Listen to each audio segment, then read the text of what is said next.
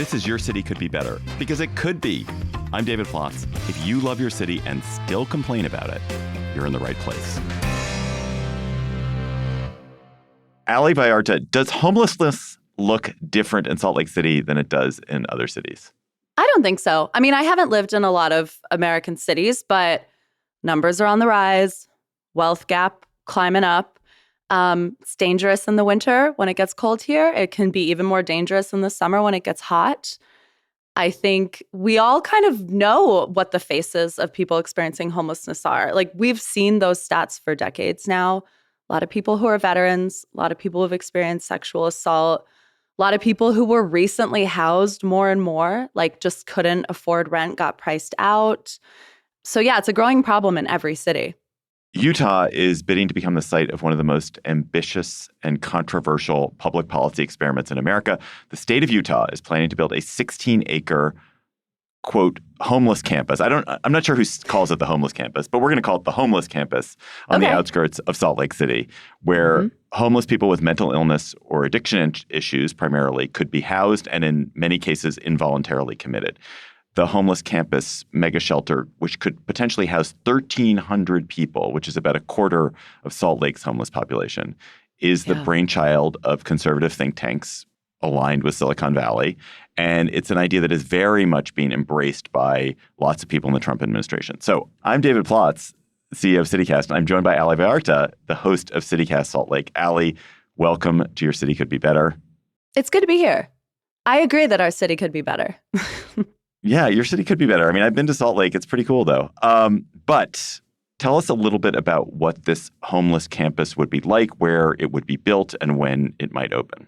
Yeah, there's so much that we don't know. What we know, like you mentioned, they're aiming for 1,300 beds. And you called it a campus. We've heard it called an institution, a mega shelter. Some folks have referred to it as an internment camp. The goal is to have this thing open by 2027, which is really ambitious because this is a really expensive project. And we're not even certain where all this money is going to come from. We're looking at $75 million to build this facility and then an additional $34 million a year to operate. It's to be built on the west side of our city, which every city has these, right? The neighborhood where all the, quote, undesirable projects get dumped. For us, that's the west side. So there's also a level of like people feeling this is just being sited in their backyard with no public input. The big thing here that I think people have pointed to is that what this conversation is doing is dividing perspectives about how we treat homelessness and housing into two camps. Historically, it's been a housing-first approach, right? Buckle your seatbelt first. We house people, and then they're able to be treated for whatever they need in order to maintain their housing. This approach is a treatment-first approach. So basically, you get court-ordered into a facility. You are forced to, quote unquote, reckon with any mental health issues, and then you get moved into housing. Now, up until now, we've heard very little about what it would mean to move people out of this facility. Right now, we just know what it could look like to get people in. That's $75 million to build. Sounds grossly low. I will bet you I won't bet you $75 million, but I will bet you by the time that thing gets built, it does not cost $75 million. But that's a side note. Where did the idea for this come from? So the idea for this came largely from a group called the Cicero Institute. And anybody who lives in like Austin or San Francisco and is listening is probably familiar with this think tank. You called them a conservative think tank. I think they would disagree. The founder of the Cicero Institute is Joe Lonsdale, who is the co-founder of Palantir. David, do you want to describe what Palantir does for the uninitiated? Well, Palantir is the huge big data company that it contracts with the Pentagon and is responsible for a lot of the most advanced kinds of surveillance that is being done in the world. And it mines huge amounts of data in ways that, frankly, we don't even know. I mean, it's all mostly under DoD contracts. But it's very secret, and it's highly based on surveilling, gathering lots of bits of information, painting a picture, and using that to identify people and target them for something. Building a surveillance ecosystem for the U.S. government. So I think that's related because basically leaders from this think tank gave this presentation to the Utah Homeless Services Board. And they are seen, and I think rightly so, as sort of the architects of the idea to build this shelter.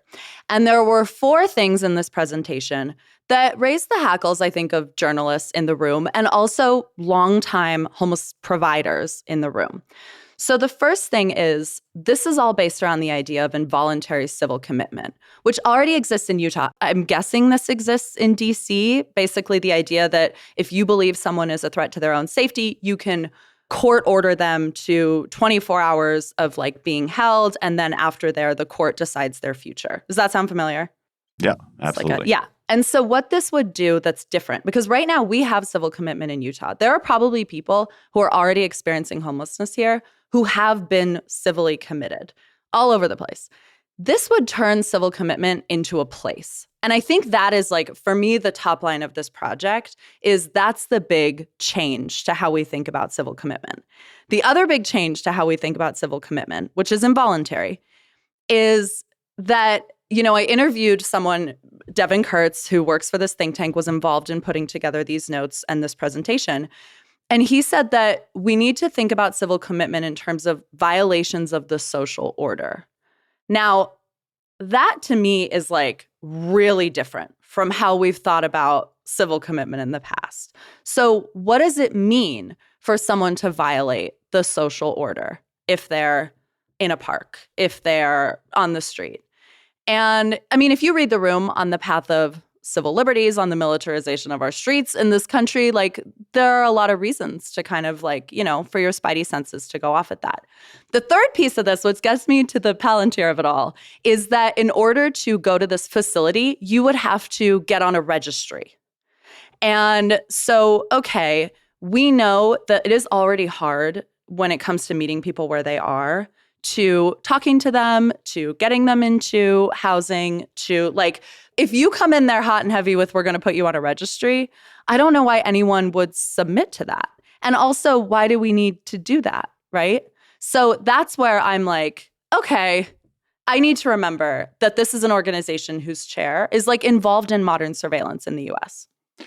So a lot of people, when they hear about this homeless campus, this mega shelter, this institution, immediately harken back to a time before you were born, to the pre-Reagan era world where there were massive institutions, many people were involuntarily committed, and then during the 80s there was a deinstitutionalization. A lot of people who were mentally ill or had sometimes had other health or mental issues, psychological issues or addiction issues were released kind of without any real plan, often onto the streets. And the kind of modern era of homelessness, many people trace to this time of deinstitutionalization. And I think there was a widespread agreement that these institutions were horrible and cruel to people and mistreated people and didn't, you know, see people for individuals and didn't treat the meaningful difficulties that they were having. And then there was also a widespread agreement since then that homelessness as a kind of experience for people and as an experience for society is also not great. And the amount of homelessness that occurs in the United States is concerning, both for the people who are experiencing it and also for people who witness it, because it makes people feel unsafe in their cities. So how much of what is going on with this Cicero Institute is truly hearkening back to this pre-Reagan era?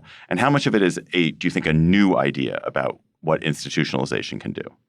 Yeah, I mean, I asked this question of Devin Kurtz, who works for the Cicero Institute, and he spent a lot of time telling me all the reasons that we should be horrified about the way that we institutionalized people in our nation's dark history. I don't feel that I fully understand all the ways that this would be different, especially as we still don't have a really firm sense of the piece where people leave this facility. Like, again, so much of the discussion has been about how to get people into this facility, presumably through civil commitment.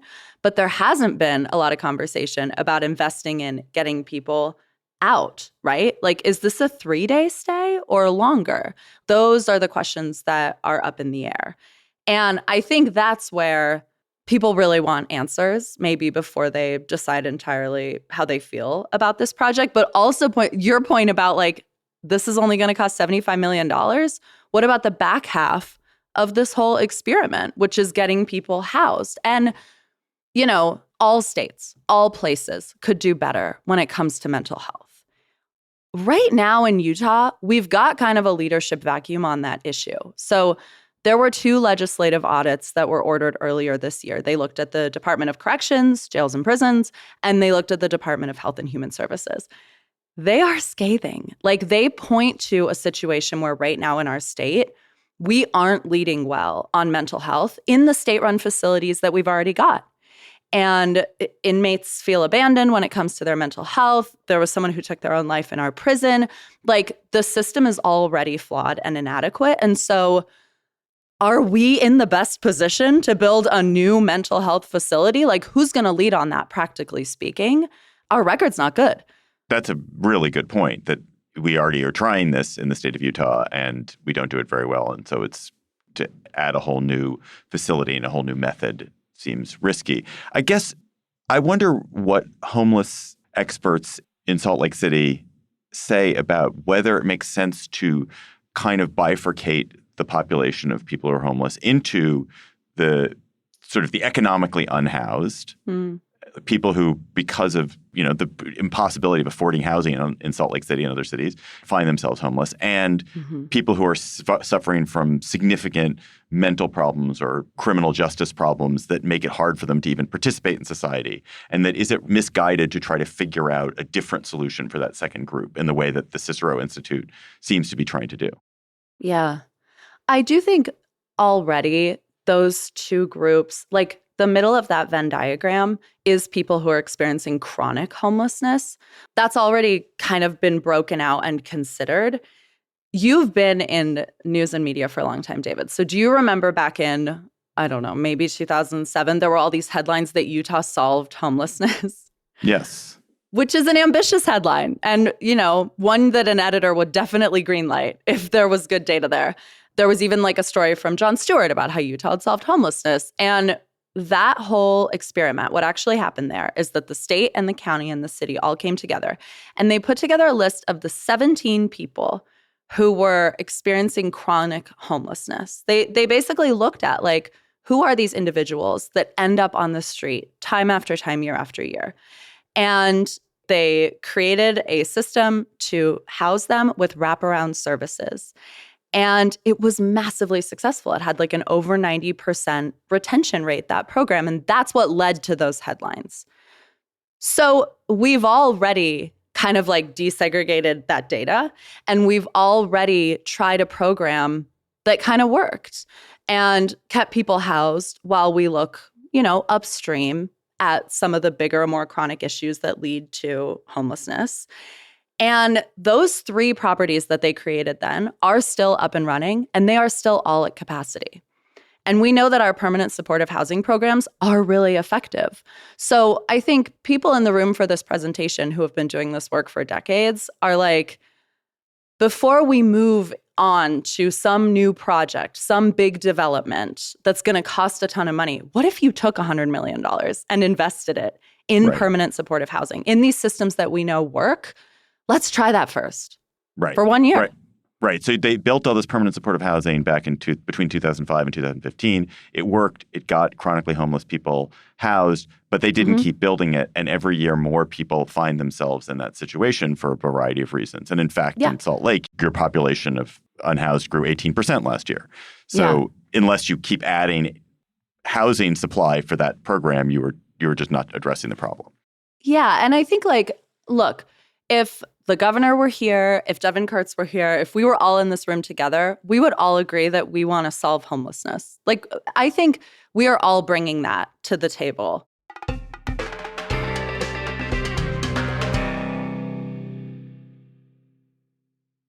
Fun fact about me is that I'm a pretty big nerd. I was so into the X-Files in junior high that I had an X-Files themed birthday party with a cake that said, "The truth is out there."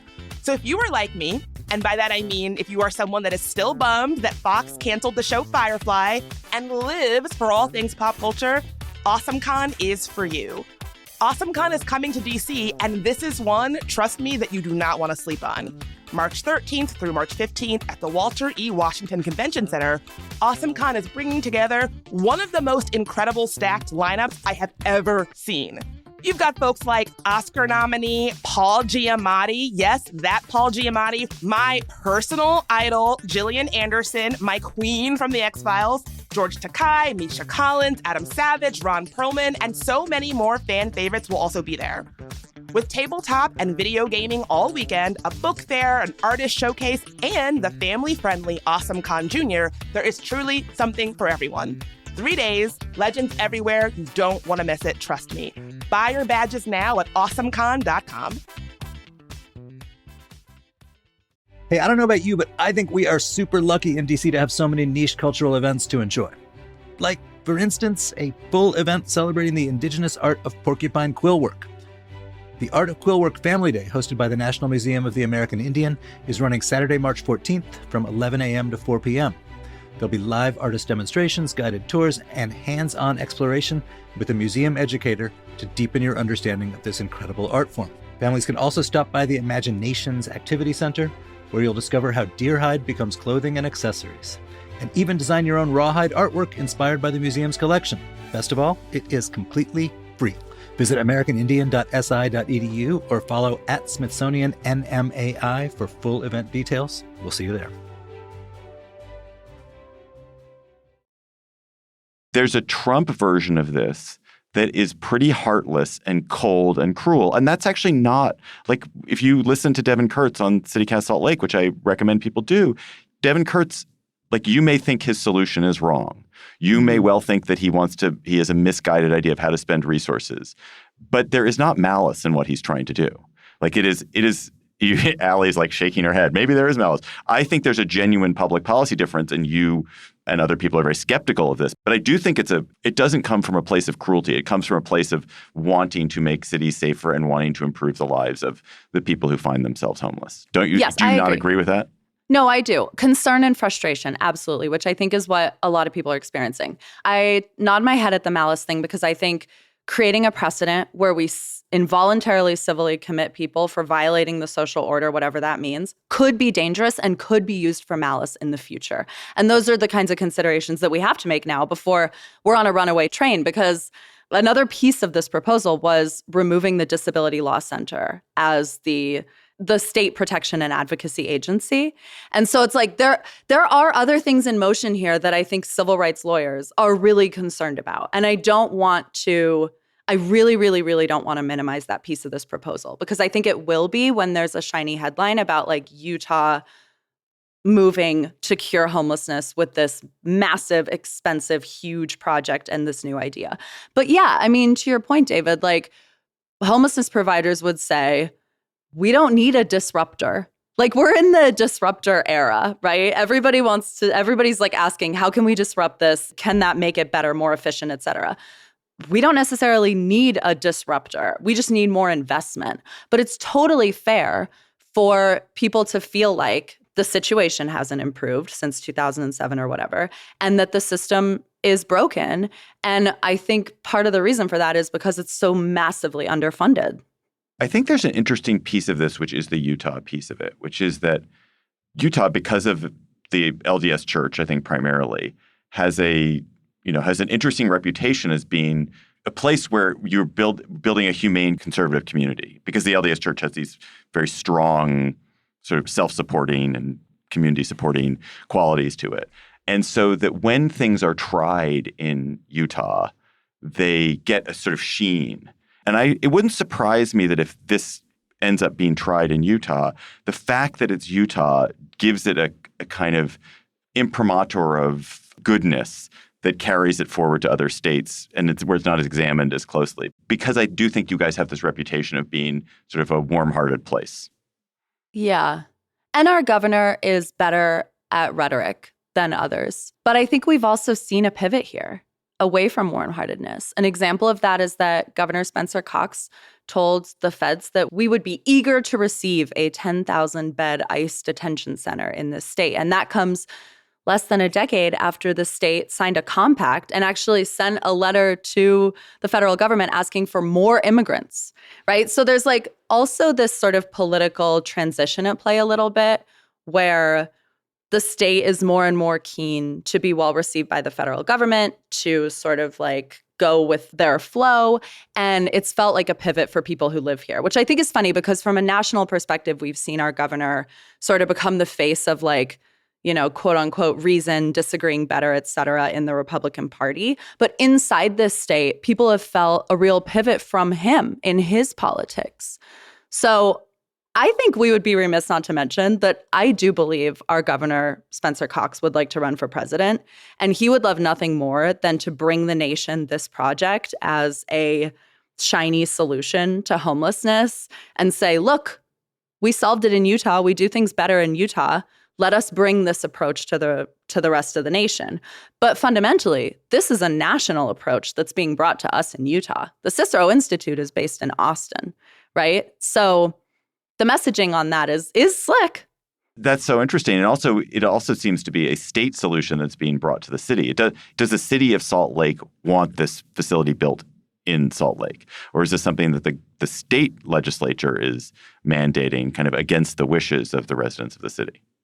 I think the residents of the city want to see people housed. And I think that in time of economic crisis as well, I think a lot of people are reckoning with the fact that when they see someone experiencing homelessness, they're keenly aware of the fact that that could be their family if they had a medical bill or you know. So there's also, I think, an emotional piece to this. Like people are emotionally reactive to homelessness because it's awful and it's a terrible picture and it's a terrible product of the society that we've built. I think people in Salt Lake City would like to see the state looking upstream at solutions, building more affordable housing, raising the minimum wage, like actually talking about poverty and not trying to disentangle poverty from homelessness in those conversations, which I think we can demand our elected officials do right now because they all are like running around trying to get a tattoo of the word affordability on their arm. And so this is like the time to bring them this issue and ask for like a real systemic solution. That said, the city itself in terms of this project, this campus, seems kind of poised to throw up its hands and say, we want the state to solve this problem. Our mayor has said that like she wants more state investment on this issue. And so this is what they've brought. This is their big idea. You kind of just answered this already, but I guess you have this major homelessness problem. You have a major affordability problem. But when it comes to people who are skeptical about this homeless campus, what do they think should be done? How would they spend the $75 million plus $34 million every year instead? Would it be on this permanent housing? Would it be on raising the minimum wage? Would it be on building more affordable housing? What do you think the best ideas or most compelling ideas are? I think that what we hear time and time again is the solution to homelessness is housing. We need to build housing that has wraparound services, permanent supportive housing, so it's called. Invest in those projects, whether that's renovating motels, whether that's like building something new, like really be laser focused on building this kind of housing and then see what happens. Because we know that the last time we did it, it had kind of a staggering result. So let's try that again. And let's continue to invest. Like fundamentally, this is not going to be you put up dollars for a year and then, you sunset that money forever and we've solved homelessness. We're just going to have to invest in that ever more. What steps still have to occur before this campus gets built? And we got to find the money. They're even still doing like environmental impact study on the plot of land itself. But the big thing is going to be finding all these dollars. And there's also a lot of anxiety that like dollars are going to be pulled from other programs to fund this. And so what does that mean, right? What programs? And amidst this whole plan, the state's homeless czar resigned. And now we're getting a new homeless czar. So it's hard to know how everyone feels about this facility, but the sense is this is the state's baby. They are full steam ahead on this project. There is one institution that could really muddle this up for them, and that is the Disability Law Center, which is the protection and advocacy agency and could file the kind of lawsuits around involuntary commitment that could hold up this process. And a key piece of the Cicero presentation said, remove this institution as the state's protection and advocacy agency. So will they do that? I don't know. All right, Allie, what can listeners who aren't necessarily in Salt Lake take away from this conversation to make their own city better? I feel like you're not going to like this because I'm going to point to a national thing. But something I have learned following all of this is that all roads lead to Medicaid, David. Like, in terms of like how we fund these kinds of projects, in terms of like how we actually get people connected with resources and off of the streets, so many people I talk to point to Medicaid. Like, all roads lead to Medicaid. And I think that's the thing that's so interesting about all of this to me is like some of the same voices behind this project are also behind cuts to Medicaid, when it seems like that's the apparatus that could fund all of this or be a huge resource. So I just more and more am like, wow, is Medicaid the most important program in this country? It might be.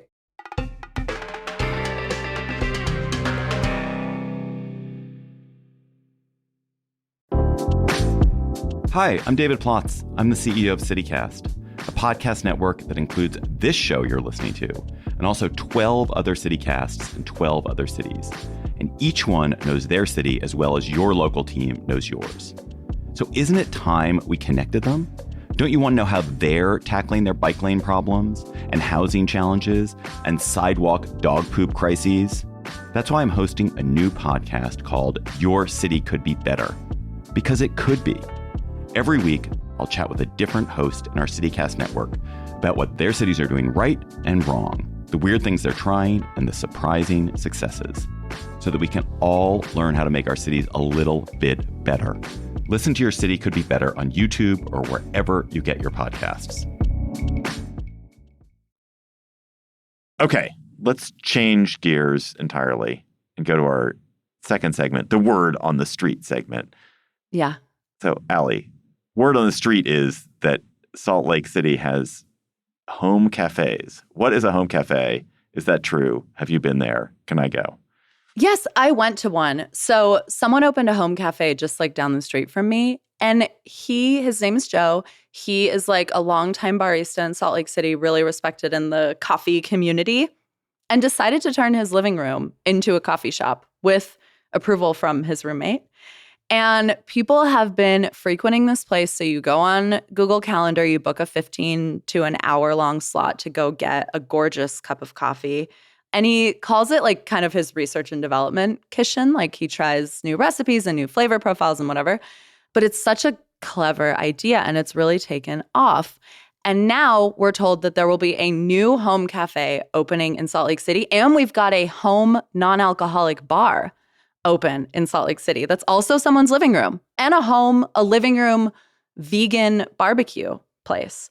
So, and are those legal? Yeah, I mean, I guess, right? You're inviting friends over to have coffee. But they're paying. Are they paying? Do they have to pay? It's a donation.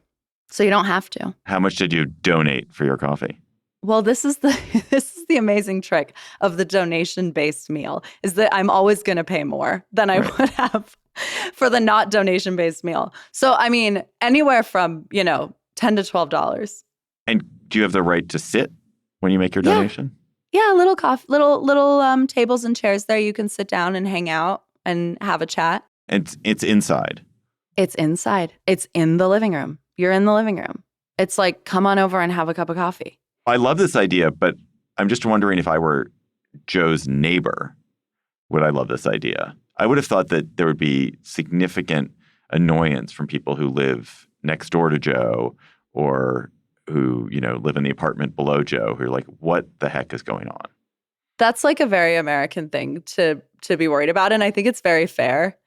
One of the reasons I'm so delighted by the home cafes is that I feel like it really turns our whole, the US is the country where we build giant bedrooms and tiny living rooms. Like, we love our private space.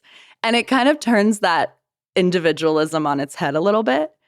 of just inviting people over and into your home and into your space. You could also argue that it's a reaction to the sheer cost of per square foot of renting space to open a coffee shop or open a bar. But there is something cool about just trusting the process and like having faith in the idea that people who come and find you because they want to try your absolutely banging peanut butter latte will behave well. Right. And so far that experiment has played out. And I'm like, Right. more of that, because we've been sat here talking about homelessness this whole time. And like, what if we brought that kind of ideology to more of the issues in our community? Yeah, I think that's a totally beautiful thought. And I think you're absolutely right that it relies on a kind of expectation of communal behavior that you think people will not live up to, but actually they will live up to it because you've invited them to be their best selves. You've invited them to be a guest, to go be a guest in someone's home. You're a guest in someone's home. You behave yourself. You were like gracious. Yeah. You're in a way making it a private space causes you to behave much better than you would if it were a restaurant and you were engaged in an economic transaction, which is like, I paid for that. I'm going to, that's my seat. You didn't honor my reservation. I was here, 5 minutes late and you gave away my table. What's wrong with you? Like when things are transactional, people behave much worse than they do when they feel it is a kind of social relationship.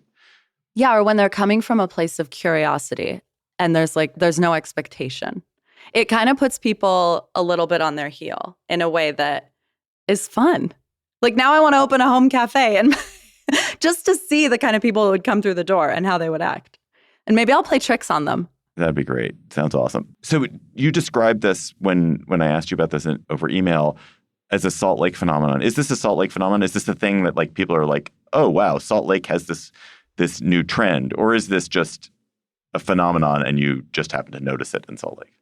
I have no idea. I've only ever been inside someone's home, like restaurant or to like a home cafe in other parts of the world.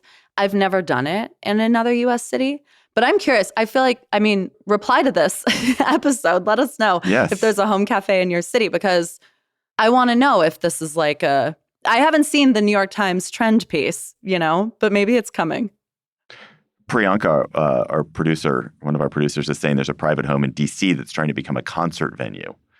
Oh, now that seems tricky. Yeah. That's where all my like good faith in community building sheds away. And I'm like, no, I'm not moving in there.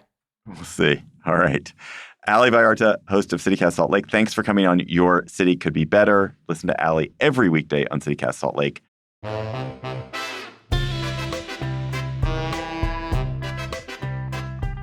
That is all for today's episode of Your City Could Be Better. I'm your host, David Plotz. Our producers were Lizzie Goldsmith, Priyanka Tilve, Ali Vallarta, and Emily Means. Our music is by Carl Christensen. If you are enjoying the show, why not tell your friends, rate the show, and leave us a review wherever you get your podcasts. We will be back next week with another conversation about how your city could be better. Talk to you soon.